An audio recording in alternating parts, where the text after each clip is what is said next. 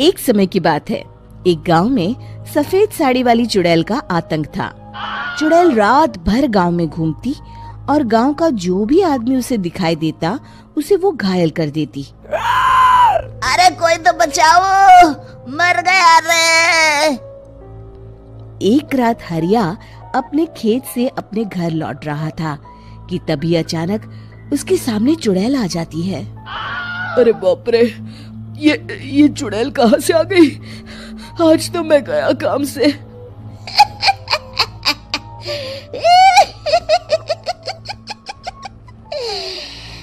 आज मुझे मेरा शिकार मिल गया।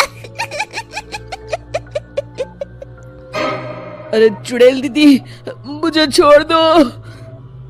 जैसे ही चुड़ैल हरिया की तरफ बढ़ती है, हरिया वहाँ से भाग जाता है और अपने घर के दरवाजे पे पहुँचता है। अरे भगवान, जल्दी से दरवाजा खोलो, मेरे पीछे चुड़ैल पड़ी है। हरिया की पत्नी जल्दी से दरवाजा खोल देती है। अरे आप इतना हाफ क्यों रहे हैं? अरे मेरे पीछे चुड़ैल पड़ी है, आज तो मैं बाल बाल बच गया। जल्दी से सभी दरवाजे और सभी खिड़कियों को बंद करके बत्ती बुझा दो। तभी चुड़ैल हरिया के घर के पास पहुंच जाती है। अरे वो आदमी कहाँ गायब हो गया? मैं भी देखती हूँ आखिर कब तक बचेगा।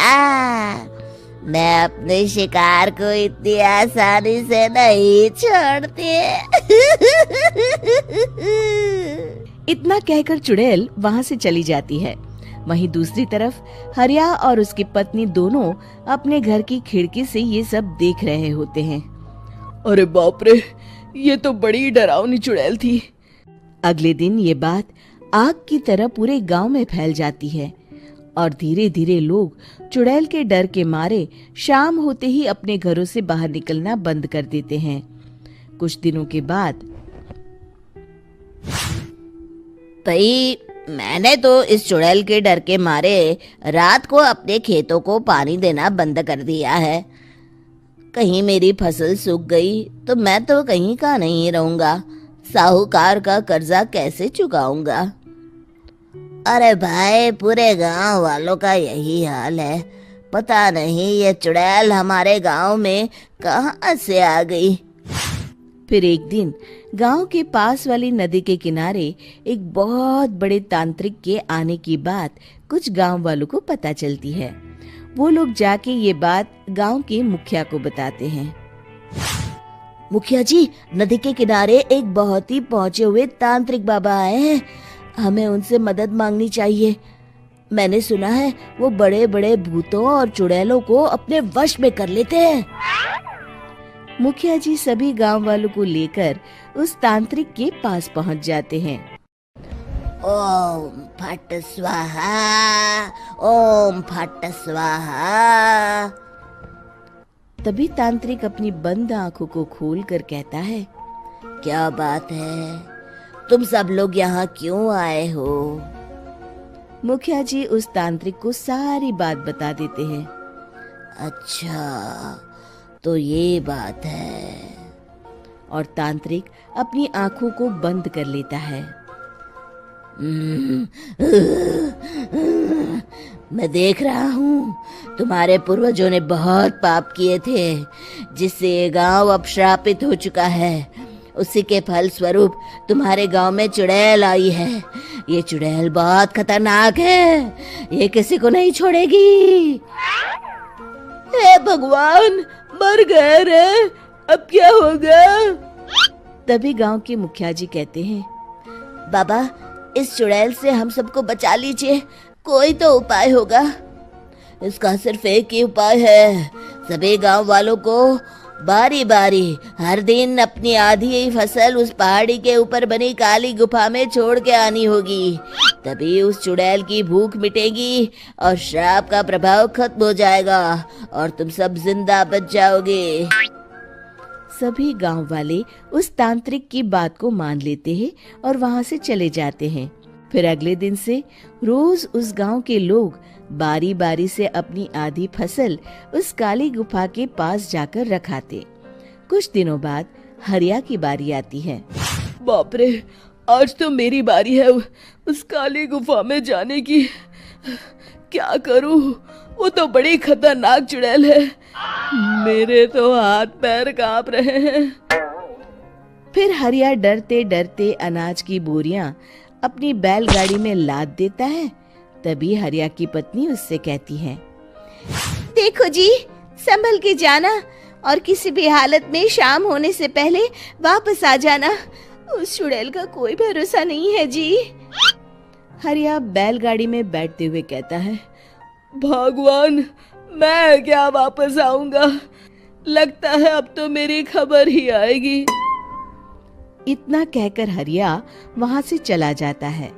रास्ते में जंगल से गुजरते हुए हरिया की बैलगाड़ी का एक चक्का बड़े गड्ढे में फंस जाता है।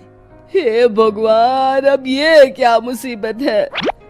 हरिया नीचे उतर के पूरी ताकत से अपनी बैलगाड़ी को गड्ढे से निकालने की कोशिश करता है। बहुत देर मेहनत करने के बाद हरिया की बैलगाड़ी उस गड्ढे से बाहर निकल जाती है। हे भगवान, अब तो शाम होने वाली है। आज तो मैं गया काम से। जैसे तैसे हरिया काली गुफा में पहुंच जाता है। अरे मर गया रे, यहाँ तो चारों तरफ डरावना माहौल है। मैंने यहाँ आने में बहुत देर कर दी, कहीं चुड़ैल नाराज ना हो जाए। हरिया अनाज की बोरिया वहां रख के जैसे ही जाने लगता है, तभी उसे किसी के आने की आवाज सुनाई देती है। हरिया एक कोने में छुपकर अंदर देखने लगता है। चुड़ैल वहां आती है और फिर अपने चेहरे से नकली चुड़ैल का मुखौटा निकाल देती है। हरिया ये देख के हक्का बक्का रह जाता है। तभी चुड़ैल कहती है, भैया यहाँ आना। आज तो बहुत अनाज आया है, इसे मिलाकर अब हमारे पास ढेर सारा अनाज जमा हो गया है। कल ही हम इसे शहर में बेच आएंगे और माला माल हो जाएंगे। तभी अंदर से नदी के किनारे वाला तांत्रिक बाहर आता है। अरे, ये तो तांत्रिक बाबा है। हाँ, अब तो हम दोनों की जिंदगी मजे में कटेगी। गांव वालों को बेवकूफ बनाना इतना भी मुश्किल नहीं था। लोग तो तुम्हें सच में असली चुड़ैल समझते हैं। हाँ, तुमने सही कहा। अब ये गांव वाले चुड़ैल के डर से जिंदगी भर इस काली गुफा में अनाज पहुंचाते रहेंगे। अच्छा, तो ये बात है। ये दोनों पूरे गांव वालों को बेवकूफ बना रहे हैं। अभी जाकर सबको बताता हूँ। हरिया उन दोनों की पूरी बातें सुन लेता है और जल्दी से वापस गांव में आता है। गांव वालों को पूरी बात बता देता है। इससे पहले वो दोनों हमारा अनाज लेकर शहर जाए, हमें उन दोनों को पकड़ना होगा। उधर दूसरी तरफ नकली तांत्रिक और नकली चुड़ैल बनी औरत एक बड़ी गाड़ी में सारा अनाज लाद के वहां से निकलने की तैयारी कर रहे होते हैं। जल्दी करो, इससे पहले हमें कोई देख ले। हमें यहाँ से निकलना होगा। और तभी वो दोनों देखते हैं कि सामने से सभी गांव वाले अपने अपने हाथों में मशाल लेके आ रहे हैं। दोनों बुरी तरह डर जाते हैं। रुक जाओ, तुम दोनों का भांडा फूट चुका है।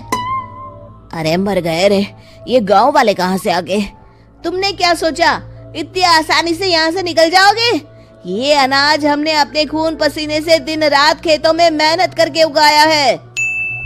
दोनों मुखिया जी के पैरों में गिर जाते हैं। हमें माफ कर दीजिए, हम दोनों एक नंबर के कामचोर हैं। बिना मेहनत किए पैसे कमाना चाहते थे। हाँ हाँ, अब हम आगे से मेहनत मजदूरी करके पैसे कमाएंगे। हमें कुछ मत करना, हमें छोड़ दीजिए।